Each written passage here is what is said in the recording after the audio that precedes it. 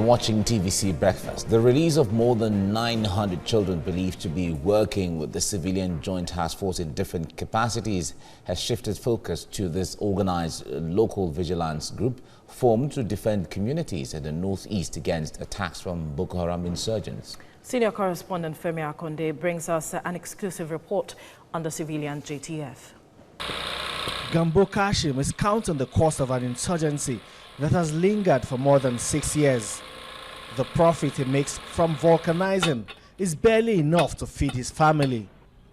Inside his impoverished home, we meet his family and his 16-year-old son, Bamai Kashim, who once worked for the Civilian Joint Task Force as an informant in the heat of the counter-terrorism activity. But he has now been disengaged in compliance with a United Nations action plan to protect children in conflict. At that time, things were really bad. We all had to assist the Civilian JTF because we were tired of the killings. I know a lot of them. My job was basically to identify members of the Boko Haram to the JTF. They once attacked a supermarket where I was working and killed one person. Bamai started working with the Civilian JTF at the age of 12. He collected stipends that was used to cater for the family.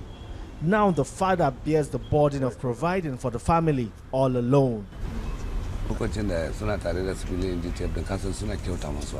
My son served the Civilian JTF in different capacities. He helped to wash their uniforms, buy food, and even helped man roadblocks. At that time, he makes small money from the service he renders. But now, all of these has stopped. He goes to school and returns to join me at my vulcanizing shop.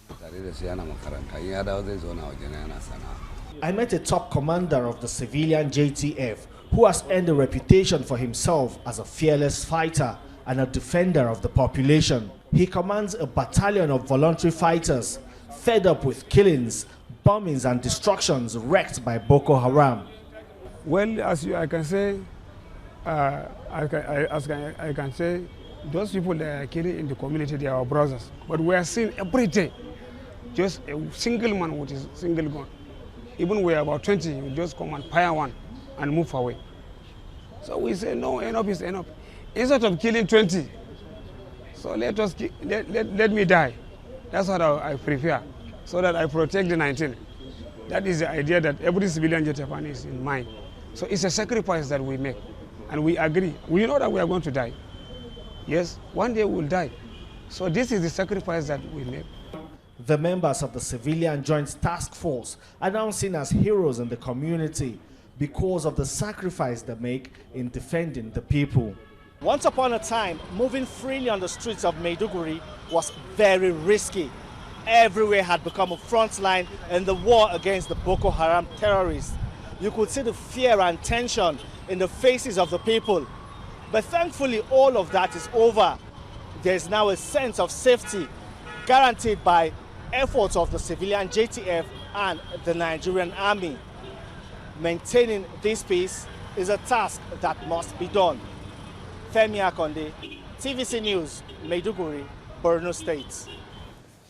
You know, from the report we got, the Civilian JTF was of great assistance to the military and absolutely. Other they have been of great assistance, especially when it comes to information gathering, collecting and information and all locally. of that. But one must commend their efforts.